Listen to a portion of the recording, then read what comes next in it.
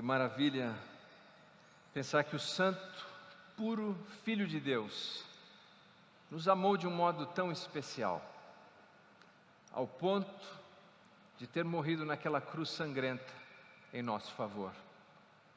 E que alegria saber que Ele ressuscitou. A ressurreição de Jesus mostra que Deus o Pai aceitou o seu sacrifício. Somos justificados pela fé.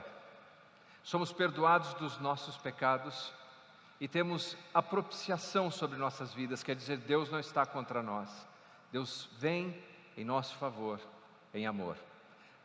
Vamos orar nesse momento, pedindo a Deus que continue falando conosco. E lembre-se, você ainda tem a oportunidade de clicar e compartilhar essa mensagem com alguém que precisa ouvi-la. Oremos. Pai, muito obrigado mais uma vez pelo sacrifício vicário de Jesus naquela cruz sangrenta. Obrigado pelo amor generoso que Ele demonstrou. Obrigado porque somos justificados, perdoados, temos a propiciação dos nossos pecados. E nesse momento, ainda na Tua presença, de coração aberto, te pedimos, fale conosco, transforme as nossas vidas. Que nós, Senhor, não sejamos os mesmos ao término desse nosso encontro, desse culto na Tua presença. Em nome de Jesus. Amém e amém. O poeta Fra Giovanni, no século XVI, escreveu o seguinte: a escuridão deste mundo é apenas uma sombra. Atrás, mas ao alcance, está a alegria. Há resplendor e glória na escuridão. Se pudéssemos ver, e para ver, temos que apenas olhar. O jovem rei Josias foi um dos mais brilhantes reis de Judá. E ele começou o seu reino num tempo de grande dificuldade, num tempo de muitas trevas. Quando ele ascendeu ao trono, o reino do norte já não mais existia. Os assírios haviam dizimado o reino do norte. Agora o povo que ali vivia, no reino do norte, era um amontoado de gente mestiça, de gente sem referências profundamente espirituais e religiosas. Aliás, foi esse cativeiro assírio de 722 que deu origem a um povo que vem a ser conhecido no Novo Testamento como os samaritanos. Como se isso já não fosse um problema significativo, ter toda a região norte da terra de Israel completamente miscigenada e destruída pelos assírios, Josias ainda nunca teve na sua casa uma referência de piedade, uma referência de alguém que de fato amasse a Deus e honrasse a esposa e cuidasse dos seus filhos. O seu avô, Manassés, foi terrível, foi um homem ímpio, brutal, despótico, e o seu pai seguiu pelo mesmo caminho. Aliás, o pai de Josias foi tão ruim que ele foi assassinado apenas 2 anos depois de subir ao trono. E o que dizer de Josias? Você sabe que Josias sobe ao trono com apenas 8 anos de idade. É possível imaginar isso? Era como se Deus estivesse dizendo, já que os homens adultos não estão funcionando, eu vou colocar uma criança. Porque Deus não precisa de grandes e poderosos. Deus precisa apenas de pessoas que com sinceridade confiam nele. E esse é o caso de Josias. Ele é tão destacado que temos 2 referências, tanto no livro das Crônicas, quanto no livro dos Reis, que é meio um livro gêmeo. Porém, o livro dos Reis trata de uma perspectiva mais política, enquanto o livro das Crônicas de uma perspectiva mais sacerdotal e espiritual. Abra sua Bíblia, segundo livro das Crônicas, ou o segundo volume das Crônicas, capítulo 34, versículo 2. Capítulo 34, versículo 2. Fez o que era reto perante o Senhor, andou em todo o caminho de Davi, seu pai, e não se desviou nem para a direita, nem para a esquerda. Obviamente, a referência de ter Davi como seu pai é uma referência de que ele é um descendente de Davi. Segundo o livro dos Reis, capítulo 23, versículo 25, temos um outro comentário elogioso a esse jovem rei. Diz assim, segundo o livro dos Reis, capítulo 23, versículo 25. Ora, antes dele não houve rei que lhe fosse semelhante, que se convertesse ao Senhor de todo o seu coração, e de toda a sua alma, e de todas as suas forças, conforme toda a lei de Moisés. E depois dele, veja isso, e depois dele nunca se levantou outro semelhante a ele. O nome Josias significa Yahvé traz cura. E por meio desse rei tão jovem, de uma criança e depois um adolescente, Deus traria cura ao povo de Judá. Assim como Jesus no Novo Testamento, Ele é a nossa cura. Ele é a garantia do perdão dos nossos pecados, Ele é a esperança futura da nossa ressurreição. Por isso Josias, ele é um tipo, uma representação da pessoa de Jesus. Mas por que esse jovem rei foi tão prodigioso, foi tão bem-sucedido? E uma coisa é óbvia na vida, mesmo aqueles que acompanham essa mensagem e que eu não conheço, eu posso dizer algo com certeza a seu respeito. Você não quer ser um fracassado, você não quer ser uma pessoa miseravelmente fracassada, ninguém quer. Nenhum de nós quer ser apenas um ponto ou uma vírgula na vida, nós queremos ser pelo menos uma frase, um parágrafo. Qual é o segredo desse jovem rei para que ele fosse bem-sucedido? Bem, a resposta está em alguns princípios que nós podemos chamar de reforma. Ele reformou algumas coisas, mas mais do que reformar coisas, ele começou a reforma, a transformação pela sua própria vida. Veja você, o capítulo 34, no versículo 2, nós lemos que ele seguiu os conselhos de Davi, ou seja, ele dava ouvidos à experiência dos mais velhos. Na nossa jornada aqui desse lado da eternidade, nós aprendemos de duas maneiras. Uma é, sinceramente, quebrando a cara, é fazendo o torto e o errado e vamos ganhando experiência. Mas há uma outra maneira, bem mais sábia e fácil, é aprender com o exemplo de outro, é ouvir o conselho de uma pessoa mais experiente, mais madura, preferencialmente, mais piedosa. Alguém que confie em Deus, alguém que ame a Deus. Nas dúvidas de sua vida, siga esses conselhos, porque do contrário, a vida ensina lições de maneira dura, sem misericórdia. A vara da correção acaba vindo sobre as nossas vidas. Mas ele não para aqui. O desejo dele é obviamente transformar a sociedade à sua volta. Aqui está um grande segredo. Nós não podemos e nem devemos nos levantar pela manhã querendo transformar aquilo que está à nossa volta. É sempre o nosso desejo, é a nossa tentação. Na minha jornada pastoral, quando eu sento ali com um casal ou uma família, a culpa é sempre do outro. Será que é assim na sua casa? A culpa é do marido, a culpa é dos filhos, a culpa é da esposa, a culpa é dos pais. Nunca ninguém assume a fatura, nunca ninguém diz, não, eu sou o responsável. Eu tenho que mudar. E eu não digo assumir apenas cinicamente, para dizer para o outro, fique quieto. Eu estou dizendo a alguém que sinceramente diga, é preciso começar uma mudança nessa casa, é preciso começar uma mudança na igreja, é preciso começar uma mudança na cidade, mas não pelo vizinho, não pelo outro, é preciso começar uma mudança por mim. O apóstolo Paulo no Novo Testamento disse assim, não vos conformeis com este mundo. Então nós não nos conformamos, não tomamos a mesma forma, não aceitamos o que está acontecendo à nossa volta. Mas imediatamente ele diz, transformai-vos. Eu não começo me esforçando para transformar o outro, mas eu começo buscando a graça de Deus, para que eu seja transformado. Josias começou assim. E é por isso que no capítulo 34, no versículo 3, nós vemos que ainda na sua adolescência, ele mesmo passou a buscar o Senhor. O segredo da sabedoria é temer a Deus e seguir a Deus. Em Provérbios nós lemos, o princípio da sabedoria é o temor do Senhor. A sabedoria não é apenas ter a cabeça cheia de informações, porque como vimos inclusive na vida de Salomão, não basta ter uma cabeça sábia e um coração infiel. Mas mais do que isso, essa transformação interior que ele vivia foi então desembocando na transformação exterior daqueles que estavam à sua volta. Ele expurgou a idolatria de Judá. E finalmente, versículo 8 em diante, nós vemos que ele iniciou a reforma do templo. Veja, ele primeiro transformou a sua vida, a sua casa, a sua vizinhança, e então ele disse: agora vamos para o templo, vamos ver o que precisa ser feito no templo.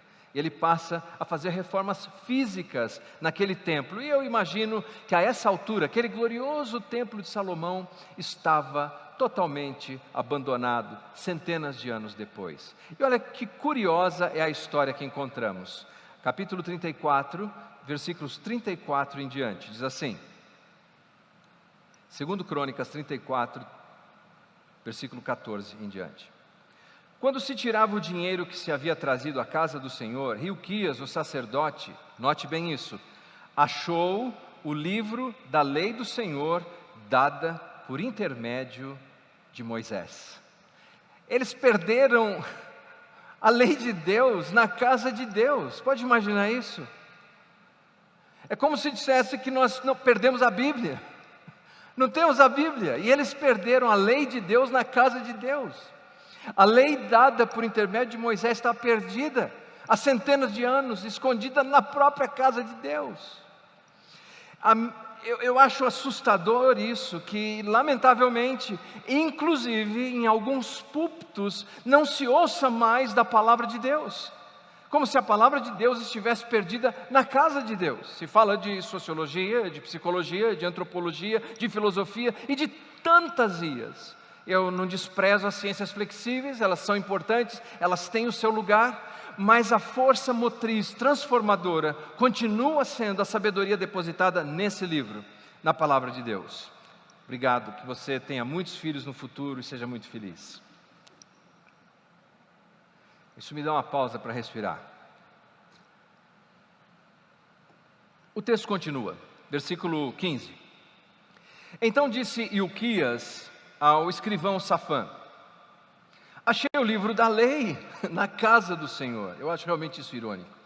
Hilquias entregou o livro a Safã, então Safã levou o livro ao rei e lhe deu relatório, dizendo: tudo quanto se encomendou aos teus servos, eles o fazem.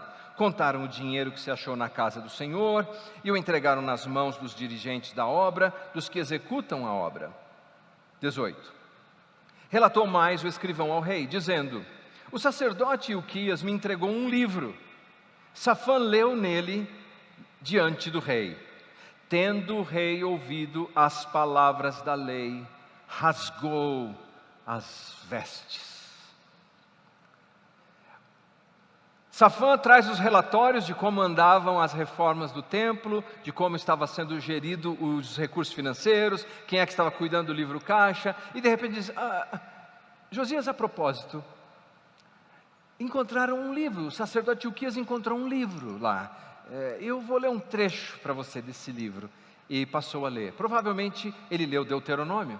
É lá em Deuteronômio que nós lemos sobre as bênçãos e as maldições que viriam sobre Israel. As bênçãos se Israel obedecesse, as maldições se Israel não obedecesse. Quando aquele jovem rei ouviu a palavra de Deus, ele entendeu que o que estava acontecendo com o reino do norte, o que estava acontecendo com o reino do sul, era um ato da disciplina de Deus, não da disciplina meramente punitiva e despótica, mas da disciplina amorosa, como um pai que não pode tolerar os seus filhos fazendo errado. Nenhum pai deve tolerar o erro de um filho, mas deve corrigi-lo, colocá-lo de volta no caminho, aconselhá-lo. Quando Josias ouviu essas palavras, ele entendeu, e num ato exterior de arrependimento, ele rasgou as suas vestes. Quanto tempo talvez não ouvimos a palavra de Deus assim, de tal maneira que impacte as nossas vidas, que a nossa expressão exterior seja de profundo arrependimento e de transformação. Que mudança! A mudança foi tão grande na vida desse rei, que ele entendeu que não devia apenas tirar os ídolos. Há quem diga: nunca tire algo de alguém, até que você esteja pronto para dar algo melhor para alguém. É por isso que eu tenho tamanha tranquilidade em dizer que se tirarmos as drogas de alguém, nós temos algo melhor para oferecer a esse alguém: Jesus, o Salvador da humanidade. Se nós tirarmos a pornografia de alguém, nós temos algo melhor para dar a esse alguém: Jesus, o nosso Redentor. Se nós tirarmos a beligerância, a guerra, a irritabilidade, as atitudes ofensivas de alguém, nós temos Jesus, o Filho de Deus, a luz do mundo, para dar a esse alguém. E ele entendeu, ele precisava mais do que tirar ídolos, ele precisava dar algo, ele precisava dar da própria presença de Deus. Ele teve uma ideia brilhante. A ideia dele foi, baseado na palavra de Deus, redescobrir a Páscoa. A Páscoa tem um significado profundo para os judeus e tem um profundo significado para nós. Para os judeus, trazia toda a mensagem do Peshá, passagem, de que quando estavam no Egito, como escravos, exilados, Deus disse a eles que aqueles que marcassem as suas casas com o sangue do Cordeiro e tivessem uma festa comunal, comessem juntos do Cordeiro, o anjo da morte, da disciplina, passaria, Peshá, Páscoa, passaria de largo, de longe, sobre a casa dessas pessoas. Eles seriam poupados. E eles deveriam comemorar essa Páscoa. E quando os filhos perguntassem, por que comemoramos isso? Os pais contariam, porque nós fomos escravos no Egito, e o Senhor Deus nos libertou. Bem, Josias decide que é hora de redescobrir a Páscoa. E imagine por um instante, por favor, que a audiência original que está lendo esse texto era o povo que está saindo da Babilônia agora. Eles estão deixando um outro exílio, um outro cativeiro. E para eles entender a Páscoa tem um significado muito profundo. Veja o que diz o texto, capítulo 35, versículo 18. Eu não vou ler todo o texto por causa do nosso tempo, mas encorajo você que faça. Versículo 18, diz assim: nunca, pois, se celebrou tal Páscoa em Israel, desde os dias do profeta Samuel, e nenhum dos reis de Israel celebrou tal Páscoa como a que celebrou Josias com os sacerdotes e levitas e todo o povo de Judá e de Israel que se acharam ali, e os habitantes de Jerusalém. Ouviu isso? Nunca se comemorou uma Páscoa com tamanha celebração, com tamanha intensidade, porque esse moço, esse rei entendeu, ele entendeu a libertação que Deus estava dando a ele, e por meio da sua história, agora o autor das crônicas, está dizendo àquele povo cansado que está voltando do exílio da Babilônia, dizendo, veja a história de Josias, veja que no meio das trevas e dificuldades, ele conseguiu enxergar um lampejo de alegria. No meio das sombras, ele conseguiu ver esperança e comemorou a Páscoa. Deixe rapidamente dizer por que essa foi a maior Páscoa desde os dias de Samuel. Primeiro, porque ela foi a maior em relação à lei. Nenhuma Páscoa antes tinha sido tão rigorosa e fielmente cumprida, seguindo a lei de Moisés. Segundo, ela foi maior em relação aos seus preparativos. Quando você olha a quantidade de cordeiros, de cabritos, de bois que foram oferecidos, é uma coisa monumental. Talvez ficou apenas abaixo da inauguração do templo feita pelo rei Salomão. Terceiro, foi a maior em generosidade. Você notou aqui que o texto diz que foi uma Páscoa tão grande que todo o povo de Judá comemorou. Mas não apenas isso, ele convidou todos os mestiços cansados do reino do norte, de Israel, para comemorar em Jerusalém. E o texto diz assim, que todo o povo de Judá, todo o povo de Israel, todo o povo e todo habitante de Jerusalém comemorou a Páscoa do Senhor. Que generosa foi essa Páscoa! Foi a maior Páscoa em termos de organização. Ele organizou todos os sacerdotes, todos os levitas, todos os porteiros, todos os cantores, todo o povo. Foi imensa a logística colocada ali. E foi a maior em termos de convidados. Gente de todos os lugares daquela região, norte a sul, podiam se reunir em Jerusalém para celebrarem a Páscoa. Havia uma mensagem e uma lição para os primeiros leitores, e é uma lição para todos nós. A lição é a seguinte: aquele povo sofrido dos dias de Josias poderiam olhar e lembrar: Deus é o nosso Salvador. E se eu não tenho mais nada para ser grato, se eu não tenho mais nada por que agradecer, eu tenho a maior de todas as bênçãos: Deus é o meu Salvador. E por isso, mesmo em meio às minhas dificuldades, eu vou abrir os meus olhos para enxergar a grandeza de Deus e vou celebrar o fato de que tem um Deus que é Salvador. Isso deu um significado especial para o povo nos dias de Josias e deu um significado especial para o povo que voltava da Babilônia e encontrava ali uma cidade destruída, um templo decaído e que tinha que colocar a mão no arado e trabalhar arduamente. O reino do norte cheio de doentes, cansados, fracos, mas ao ver a celebração da Páscoa, eles tinham esperança. Eu gosto muito dessa história. Dizem que um sábio um dia enviou uma mensagem para o rei. O rei queria entender o que seria um princípio que poderia ser aplicado em qualquer circunstância da vida. E o sábio mandou essa mensagem: isso também passará. E o rei pensou: esse é um conselho sábio? Porque quando eu estiver muito bem na vida, eu não vou me tornar arrogante, eu vou lembrar: isso também passará. Mas quando eu estiver por baixo na vida, com dor, ferido e fraco, eu vou me lembrar: isso também passará. A mensagem da Páscoa é passagem. O que quer que estejamos vivendo, isso também passará.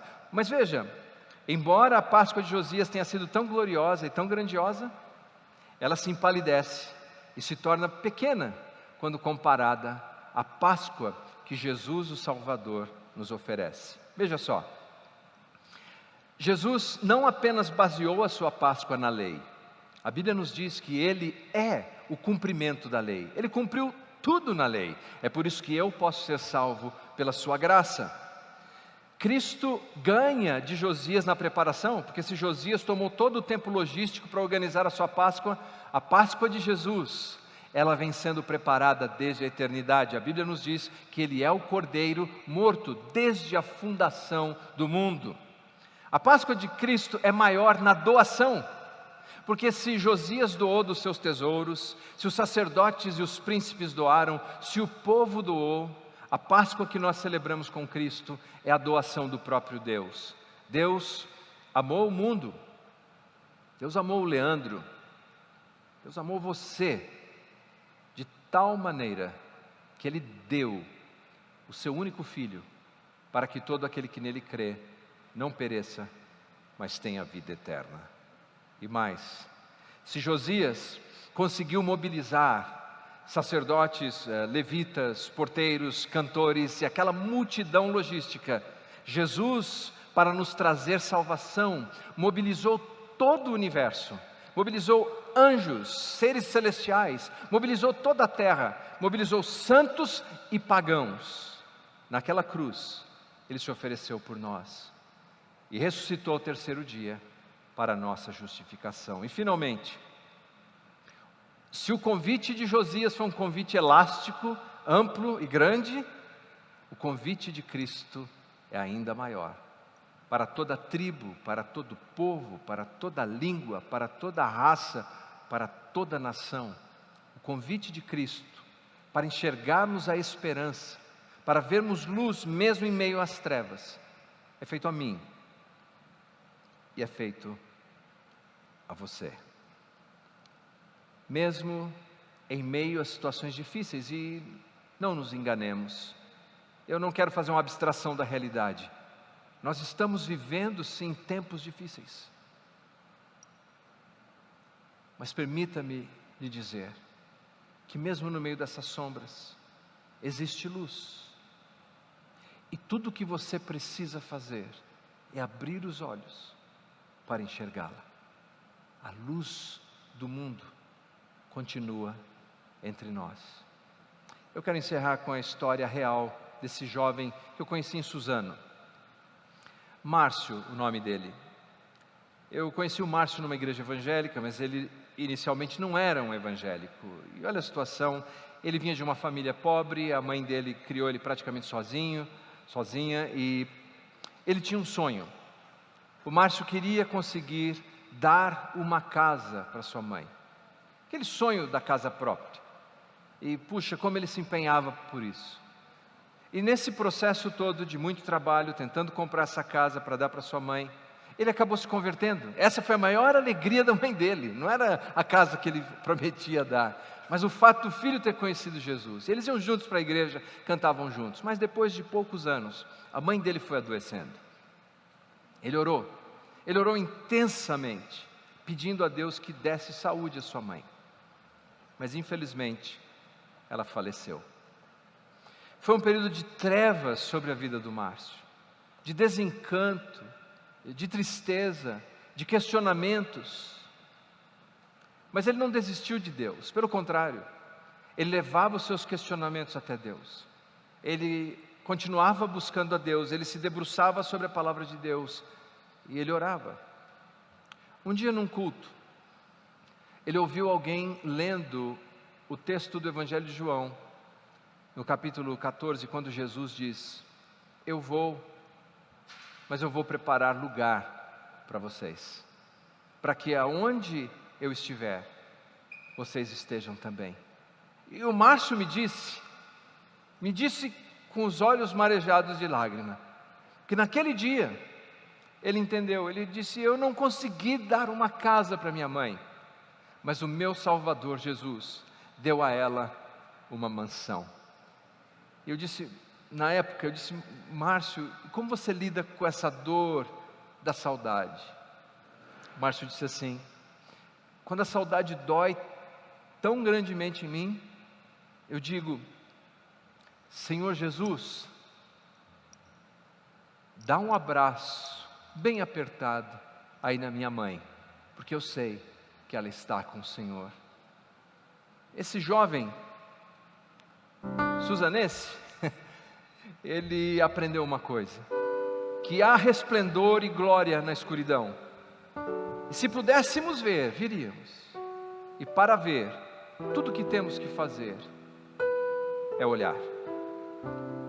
Hoje nós comemoramos a Páscoa, a ressurreição de Cristo, não porque tudo esteja no lugar que gostaríamos que estivesse, não porque todas as pessoas estão sendo curadas como nós gostaríamos que fosse, mas porque nós sabemos que porque Ele vive, podemos crer no amanhã, porque mesmo no meio dessas trevas, nós ainda podemos enxergar a luz. Vamos orar. Pai, muito obrigado.